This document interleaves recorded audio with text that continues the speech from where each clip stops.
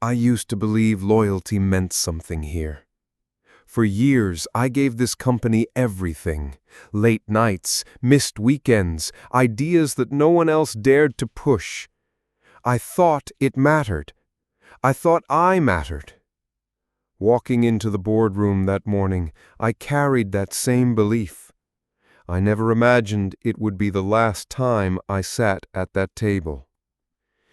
"Good morning, everyone," Ethan Cross said, his voice sharp, commanding. He stood at the head of the table, adjusting his cufflinks like a man preparing for a performance.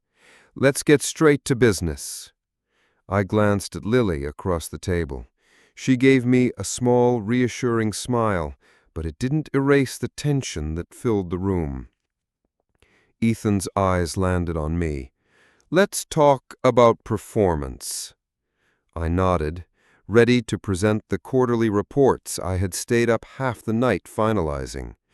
"I have the data here." He cut me off. "No, let's not waste time with excuses dressed as numbers." My chest tightened. "Excuses? Yes, excuses. The failures of this division are tied directly to your mismanagement. Everyone here knows it." A murmur spread through the board members. I felt heat rise in my face. "With respect, that's not accurate. My team exceeded projections last quarter." "Exceeded?" His laugh was cold. "Your so-called achievements are inflated, smoke and mirrors. You've dragged this company backward while others carried your weight." I gripped the edge of the table. "That's not true, and the records prove it." Ethan leaned forward. "Records can be manipulated. Results cannot. You're incompetent, and I will not let incompetence rot this company any longer." I swallowed hard. His words stabbed deeper than I expected. "I've dedicated years here. I've delivered results when no one else could. You can't just—" "I can." His voice dropped lower, sharper. "And I will." The silence was suffocating. I looked around the table, searching for a single voice to defend me. Nothing. Just lowered gazes and shifting papers. Finally, Lily spoke, her voice hesitant. "Ethan, with all due respect, I've worked closely with him. He's one of the most reliable—" "Enough!" Ethan barked. "I don't need loyalty speeches. I need results. And loyalty to failure is still failure." Lily's mouth closed, but her trembling hands betrayed her anger. I forced myself to speak. If there were failures, they weren't mine alone. Decisions were made above me. Risks were taken without consultation. Blaming me isn't just unfair, it's dishonest. His smirk widened. "So now you accuse leadership of dishonesty? Interesting. Perhaps that attitude explains your downfall." I clenched my jaw. "I'm telling the truth." "The truth," Ethan repeated mockingly. "Here's the truth. Effective immediately, you are terminated." The words crashed over me. My heart pounded in my ears. "Terminated?" "Yes," he said calmly, almost savoring the word. "You're finished here. Security will escort you out after this meeting." I stared at him, unable to move. Years of effort erased in a sentence. "You can't humiliate me like this, not after everything—" "You just did," he replied coldly. Lily gasped. "This isn't right. You can't fire him without cause." "Cause?" Ethan turned toward her, his smile cruel. "The cause is incompetence, unless you'd like to share in his failure." Lily went silent, though her trembling hands betrayed her anger. I forced myself to speak. "I gave this place my life, and you reduce it to failure? To incompetence? That's exactly what it is. Your life here ends now." The board members avoided my eyes, their silence complicit. Betrayal weighed heavier than Ethan's words. These were the people I once trusted, the place I once called home. I pushed my chair back, the scrape echoing in the still room. "You'll regret this." Ethan chuckled. "Threats already? Pathetic." "No," I said firmly. "Not a threat. A promise." Lily's eyes met mine. She mouthed the words, "I'm sorry," her face pale.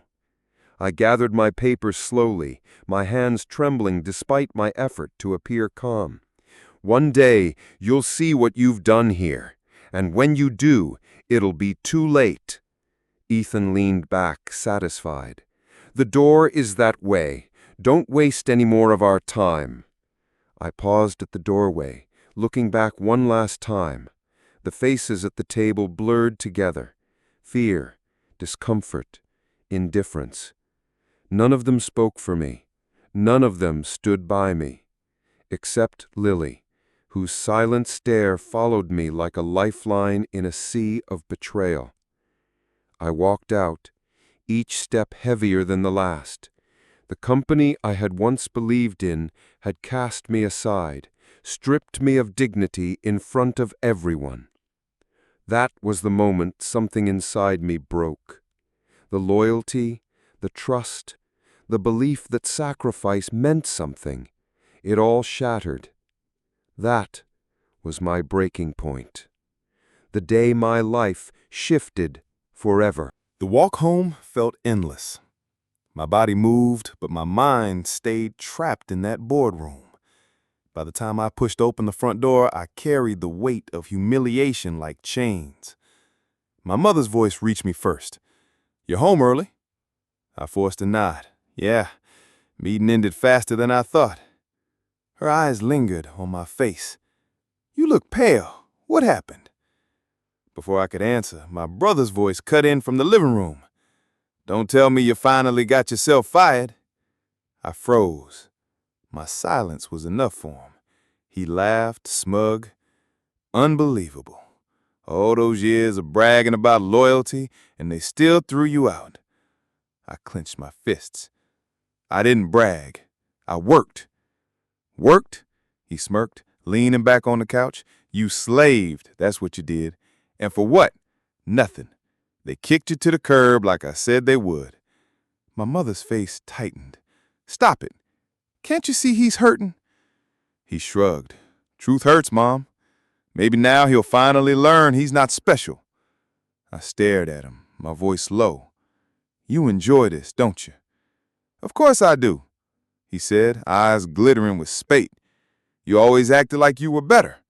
The hard-working, loyal son. Look at you now, jobless."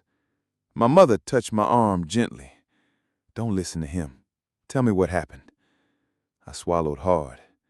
"They humiliated me in front of everyone. The CEO called me incompetent, blamed me for failures that weren't mine, then he fired me." Her hand tightened on my sleeve. "That's cruel. After everything you gave them." I nodded slowly. "Everything. And it meant nothing." From the corner of the room, my father's voice finally came. Calm, detached. "What's done is done. Find another job." I turned to him, stunned. "That's all you have to say?" He didn't look at me. "Crying over it won't change anything." My chest tightened. "I'm not crying. I'm telling you what they did." "And what do you want from me?" His eyes were cold. "Sympathy? The world doesn't care. You should know that by now." My mother sighed. "He don't need harshness. He needs support." "He needs reality," my father replied firmly. I felt the air leaving my lungs.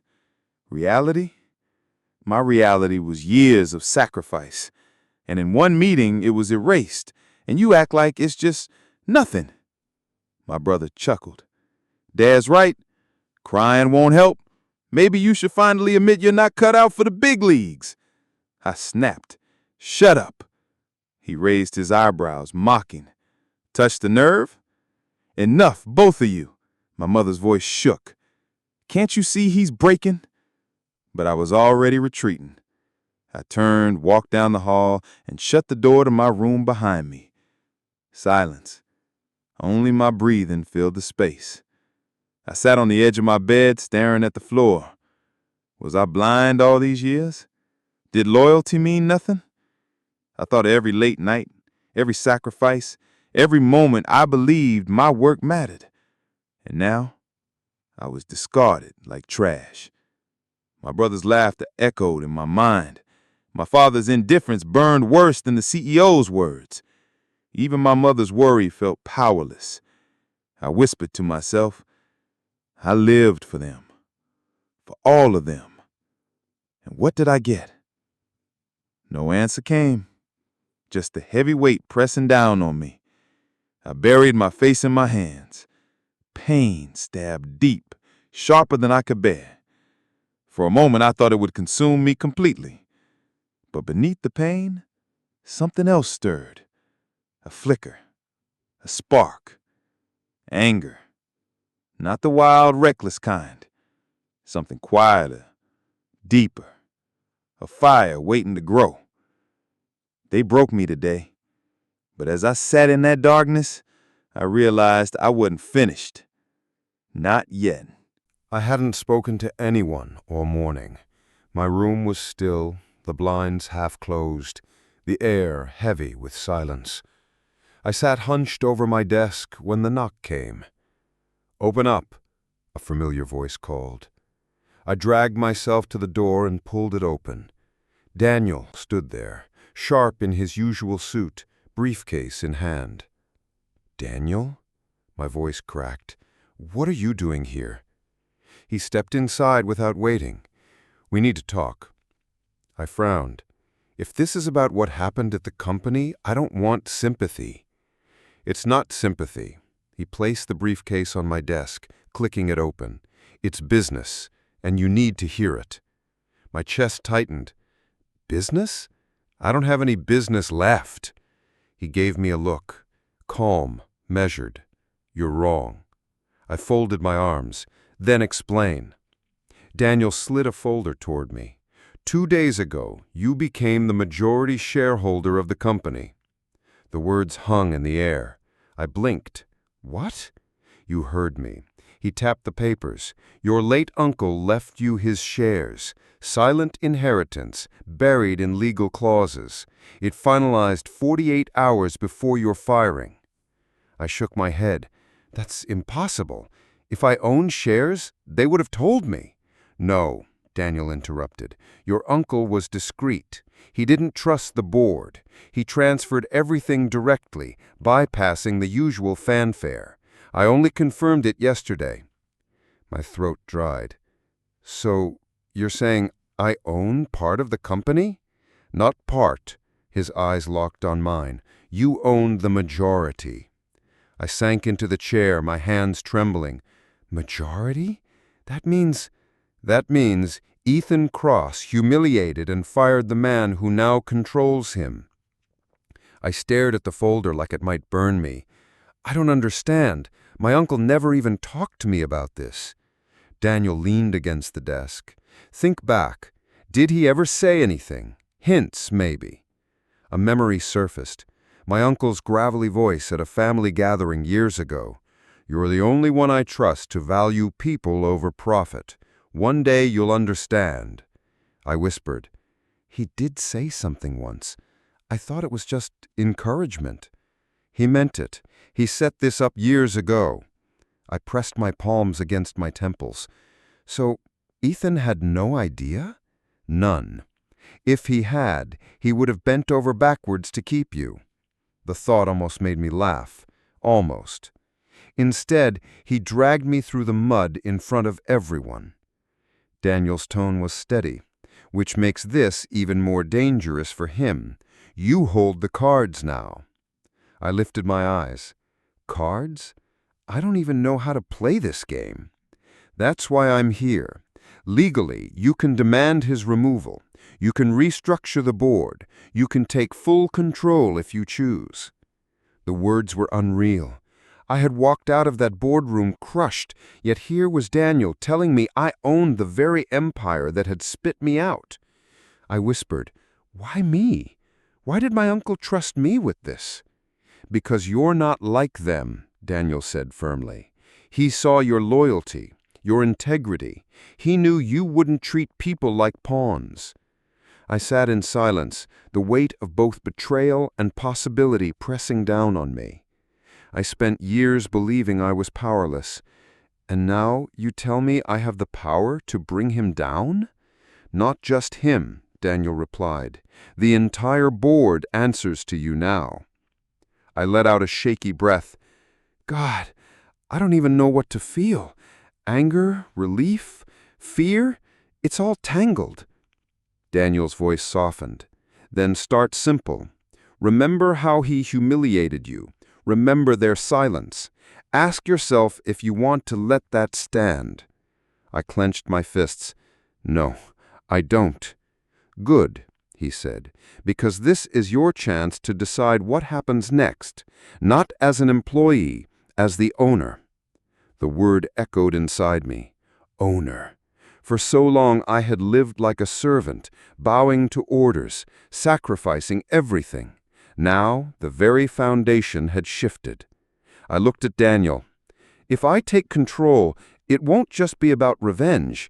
It has to mean something. He smiled faintly. That's exactly why your uncle chose you. I leaned back, staring at the ceiling, the chaos in my mind slowly aligning into clarity. The pain of yesterday hadn't vanished, but it was changing, reshaping into something sharper. I murmured, "They broke me thinking I was nothing, but I was everything they feared without even knowing it." Daniel closed the folder gently. "So, what do you want to do?" I met his gaze, my voice steady. "I want to make them face what they did, not with words, with power." For the first time since that boardroom, my chest didn't feel hollow. It burned with something new, not just anger, purpose. Motivation. Daniel's words echoed in my mind. Power is best used when they least expect it. I carried that thought with me into the small shareholders' meeting. The room buzzed with polite chatter as I slipped into a seat near the back. No one looked twice. To them, I was the humiliated employee, the discarded one. Perfect. Ethan strode in, confidence radiating like a shield. "Let's keep this quick. We have more important matters than minor shareholder squabbles." I kept my eyes down, lips pressed tight. Silence was my weapon now. One of the older board members cleared his throat. "First order of business, fund allocation for the new expansion project?" Ethan smirked. "Obviously, we move forward. Any objections?" I raised my hand. Calm, deliberate. Murmurs rippled. Ethan's eyes flicked to me for half a second, then slid past as though I were invisible. "Noted. Anyone else?" The board shifted uncomfortably. Another member asked, "What's your concern?" I lifted my gaze. "The budget's inflated. The projections don't justify immediate expansion." A few nodded thoughtfully. Ethan's voice sharpened. "Ignore that. He doesn't understand strategy. Move on." But when the votes were counted, mine tipped the scale. Expansion stalled. Ethan's jaw tightened. The meeting moved on. Next, restructuring of regional management. Again, Ethan pushed for his plan. Again, I raised my hand. Quiet, steady. Each time my vote swayed just enough to turn certainty into doubt. Whispers filled the room. Finally, Ethan snapped, "What is this? Since when does he carry such influence?" I met his eyes for the first time. Since now. The silence was electric. A younger board member leaned forward. "His voting weight, it's significant. More than I expected." Ethan's face darkened. "Explain." I shrugged. "The rules explain themselves. I am simply exercising my rights." His lips curled, but he forced a laugh. Fine, let him play. It changes nothing. Yet I saw it, the flicker of doubt in his eyes. The meeting continued, but every proposal Ethan made met resistance. Not loud, not dramatic, just enough. My hand, rising at the right moment, was like a knife sliding between the cracks of his armor. By the end, his once commanding tone had grown brittle. Meeting adjourned. The board members filed out, some sneaking glances at me, whispering. They no longer saw a broken man.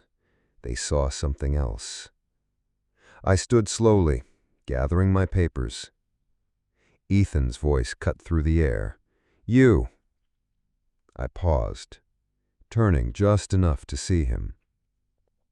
He stepped closer, lowering his voice. I don't know what game you're playing, but you'd better remember your place.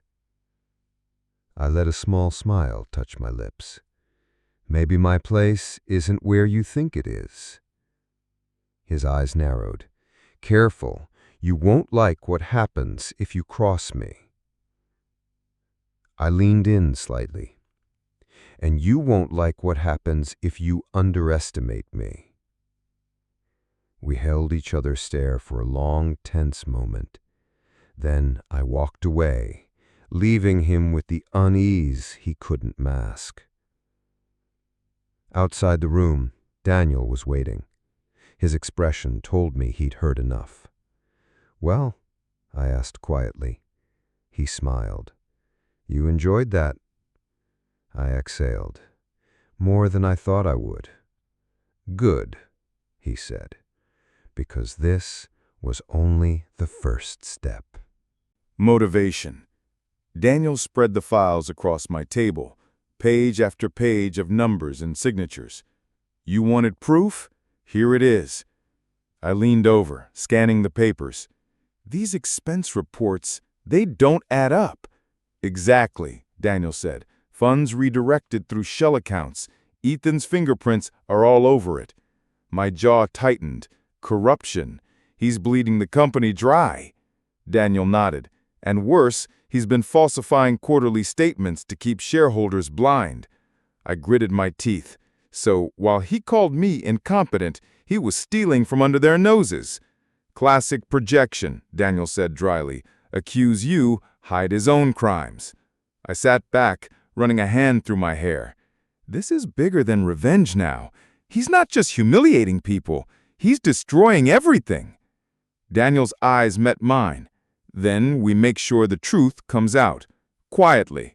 Precisely. Before I could respond, my phone buzzed. A message from Lily. Need to talk. Urgent. I stepped outside to meet her. She was waiting near the corner cafe, her expression tight. You look terrible, she said softly. I forced a faint smile. I've been better. She lowered her voice. Ethan is planning mass layoffs. Entire departments. People who have given their lives to the company, gone. My chest tightened. When? Soon. He's pushing it through under the guise of cost cutting. But I know the truth. It's to cover the holes from his misuse of funds. I exhaled sharply. He ruins livelihoods to protect himself. She nodded. And no one dares speak up. They're terrified. I clenched my fists. He already stripped me of dignity. Now he wants to strip hundreds of their jobs. Her hand brushed mine briefly. That's why I'm telling you. You have more influence than you admit. People are starting to notice. Quietly. They're watching you. Her words sank deep. Then I can't just think about myself anymore. She searched my face. What are you going to do? I don't know yet, I admitted. Part of me wants to strike now, expose everything. But part of me says wait. Wait for the moment he least expects it. She whispered, Be careful. He's dangerous when cornered. I nodded. So am I. Later that night, Daniel and I pored over the evidence again. He pointed to one document. Here's a transfer to a subsidiary that doesn't exist. Fraud, simple and plain. I shook my head slowly. Every line is a crack in his empire. Daniel leaned closer. So, do we go public? File charges? I hesitated. Not yet. If we rush, he spins it, plays the victim. I want him exposed when escape isn't possible. Daniel smirked faintly, spoken like an owner, not an employee. The words hit me. Owner. It wasn't just about reclaiming dignity anymore. It was about responsibility to the people Ethan was ready to discard. I whispered, I owe them more than silence. Daniel studied me. So, what's the move? I wait, I said firmly. Gather more. Strengthen the case. When we strike, it has to be final. He nodded. Then we'll keep digging. The room fell quiet. I stared at the mountain of papers, thinking of the faces behind those files, the employees, the lives Ethan treated as disposable. I thought of Lily's eyes, fierce despite her fear. And I thought of Ethan, smug in his chair, blind to the storm gathering around him. My anger pulsed, but it wasn't just anger anymore. It was duty. I murmured, he thought he broke me, but he only woke something he can't control. Daniel closed the last file. Then let's make sure he learns that lesson the hard way. The grand shareholder meeting buzzed with anticipation. Rows of chairs filled with board members, investors, and executives. Ethan stood at the podium, his voice booming with practiced arrogance. Ladies and gentlemen, the company stands at a crossroads, he announced, and under my leadership, we will march toward unprecedented profit. Polite claps followed. I sat quietly in the front row, unnoticed, my papers folded neatly in my lap. Ethan continued, gesturing with theatrical flair. We cannot waste resources on sentimentality. Departments that underperform will be cut. Employees who resist change will be replaced. Efficiency above all, that is my vision. I clenched my fists under the table. His words dripped with contempt, every syllable dismissing the people who built the company. He smirked. Some may call it harsh. I call it survival. And survival requires strength, not weakness. The audience shifted uneasily. Whispers ran through the room. A board member raised a hand. And what about morale? Cutting too deep could... Ethan cut him off sharply. Morale doesn't pay dividends. Results do. Anyone here disagree? His eyes scanned the room, daring a challenge. He stopped on me, and for a flicker of a second, recognition crossed his face. But he dismissed it, lips curling into a mocking grin. Ah, our disgraced ex-employee. What are you doing here? Looking for sympathy? A few chuckles rippled. My chest burned, but I stayed calm. I rose slowly. I'm here for something else. He spread his arms. By all means, enlighten us, unless this is another attempt to defend your so-called contributions. I locked eyes with him. Not contributions. Ownership. The room stilled. He laughed, sharp and hollow. Ownership? You? Don't embarrass yourself further. I unfolded the papers and placed them on the table before me. As of 2 days before you fired me, I inherited 51% of this company, majority control. Every decision you've made since then has been under my shadow. Gasps filled the room, heads turned, board members leaned forward, eyes wide. Ethan's smirk faltered. That's ridiculous. Impossible. Daniel's voice carried from the back of the room.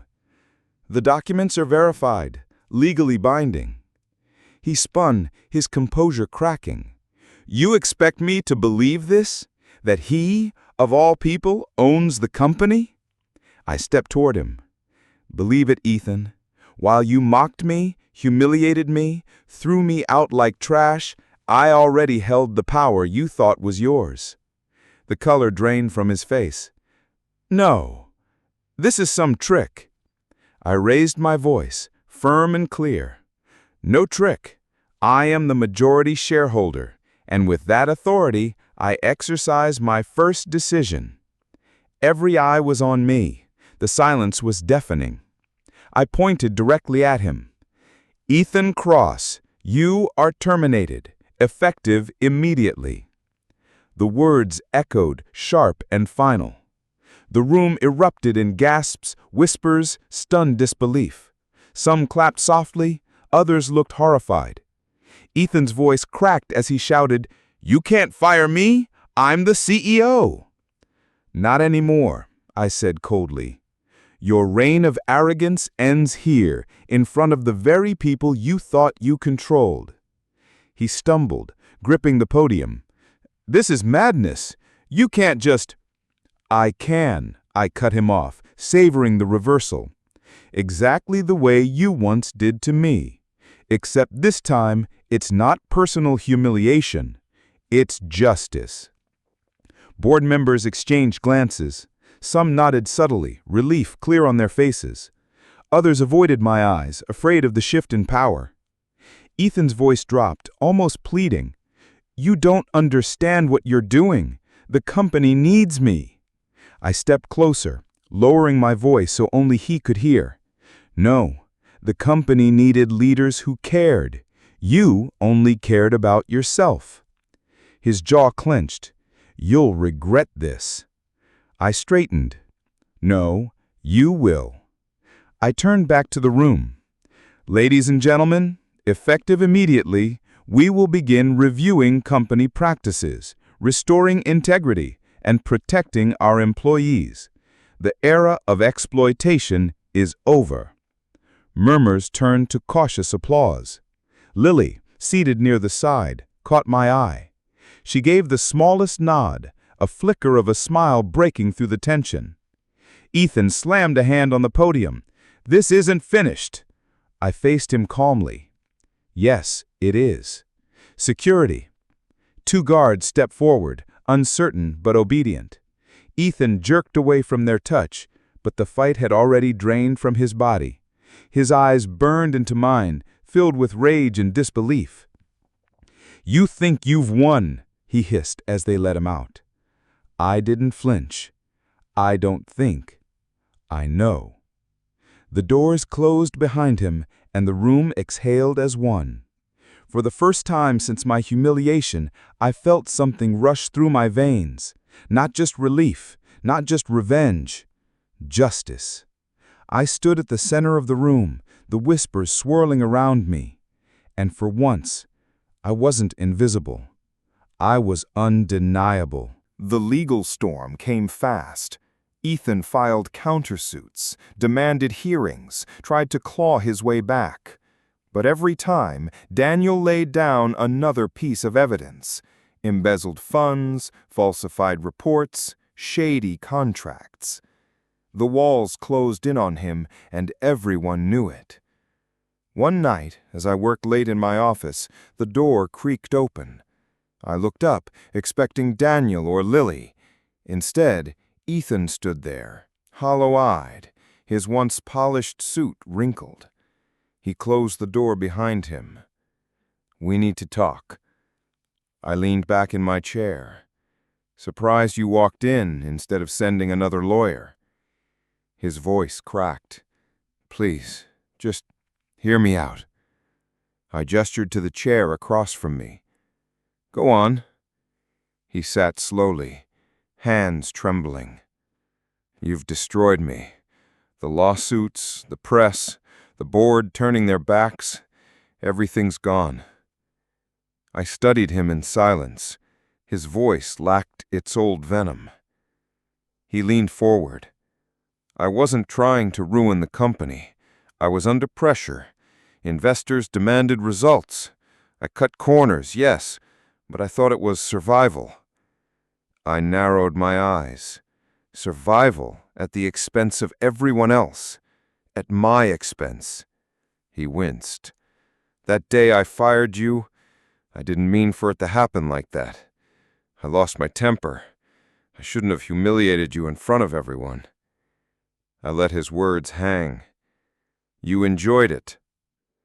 His lips trembled. "At the time, maybe, but I regret it now. I regret everything. I felt a flicker of something. Mercy, maybe. But I crushed it down. Regret doesn't erase the lives you destroyed. People lost jobs, family suffered, all because of your greed. He raised his voice desperately. I wasn't greedy, I was scared. You think I never felt the weight? Every day, every meeting, every deal, I was drowning. I did what I thought I had to do. I stood slowly, my voice cold. No, you did what fed your ego. You mocked loyalty, you crushed spirit, you humiliated me when I was at my weakest. Don't dress it up as fear. His eyes watered. Please, don't let this be the end for me. I walked around the desk, standing over him. You ended yourself, Ethan. All I did was reveal the truth. He shook his head violently. You don't understand. Without this company, I'm nothing. I have nothing. For a brief second, I saw not the tyrant, but the shell of a man stripped of power, and a whisper in my chest asked, was this enough? But then I remembered the laughter when he fired me, the smirk, the sting of humiliation that haunted me for months. I clenched my jaw. You had a choice. Mercy once broken rarely returns. He rose from the chair, voice cracking. So that's it. You won't even consider forgiveness? I met his desperate stare. Forgiveness is earned. You never tried to earn it. He staggered back, his face pale. Then I've lost everything. I didn't blink. Yes, you have. He lingered at the door, shoulders sagging. One day you'll regret this coldness. I turned away, my voice steady. I already regret wasting years under your shadow, but not this. The door clicked shut behind him. I exhaled, finally alone. My heart pounded, not from fear, but from finality. Ethan had fallen, not by my cruelty, but by his own corruption. I only pulled the curtain away. The empire he built on arrogance crumbled, piece by piece. The board moved forward with me at the helm. Employees walked the halls with cautious hope, and Ethan, once untouchable, was now a ghost of his own making. For the first time, I didn't feel like the broken man he fired. I felt like the man who rose from the ashes he left behind. Justice was no longer a dream. It was reality. The first board meeting without Ethan felt like standing on unbroken ground after a storm. Faces around the table shifted uneasily, waiting to see what kind of leader I would be. I cleared my throat. We're not going back to business as usual. That era is over. A director raised an eyebrow. Then what's your plan? I looked straight at him. Loyalty, fairness, and people who care more about the company than their pockets. Whispers spread. Lily sat at the end of the table, watching me carefully. I turned toward her. Lily, I want you to head operations. Her eyes widened. Me? I don't know if I cut her off. You've been the backbone here, holding things together while others looked away. You deserve it. The room went silent. One of Ethan's old allies muttered, promoting assistants now? That's your grand vision? I leaned forward. She knows this company better than any of you.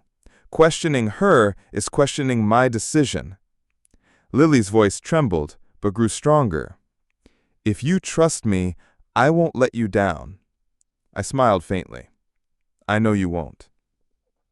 After the meeting, Daniel stepped into my office. That was bold. I shrugged. Necessary. He adjusted his glasses. You'll face resistance. Ethan's men are still on payroll. Not for long. I'd rather have an empty chair than a corrupt ally. He chuckled. That's the kind of leader this place needed years ago. I glanced at the window. The skyline looked different now, brighter somehow. Funny, for years I begged for approval. Now I don't need it.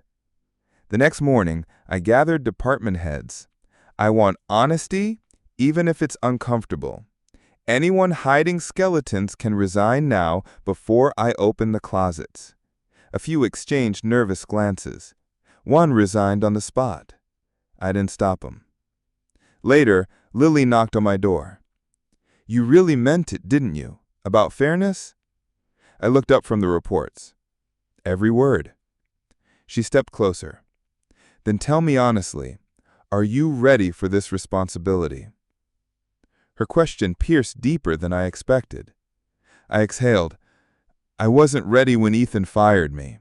I wasn't ready when I inherited the shares. But now, I have to be. For myself. For everyone who stayed despite him. Her lips curved into a small smile. "That's why they'll follow you." I leaned back. "And you? Will you follow me, even if it gets hard?" She didn't hesitate. "I'll stand beside you. That's what partners do." For the first time, the word partner didn't feel like a stretch. That evening, Daniel joined me again. He placed a folder on my desk. "Here are the final clearances. Ethan's loyalists gone, the rest are clean." I skimmed the list. "Good. We'll start fresh." Daniel's tone softened. "And you? How do you feel?" I paused, searching for the right words. Like I've been carrying someone else's shadow for years, and now it's finally gone. He nodded. "Then don't just rebuild the company. Rebuild yourself." The word struck me harder than he knew. When Lily returned with the updated schedules, I told her, "We're going to set a new standard. Not fear, not greed. Trust." She tilted her head. "And if people doubt you?" I smiled. "Then I'll remind them whose company this is."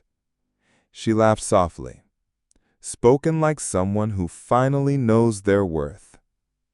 As the night wore on, the office emptied.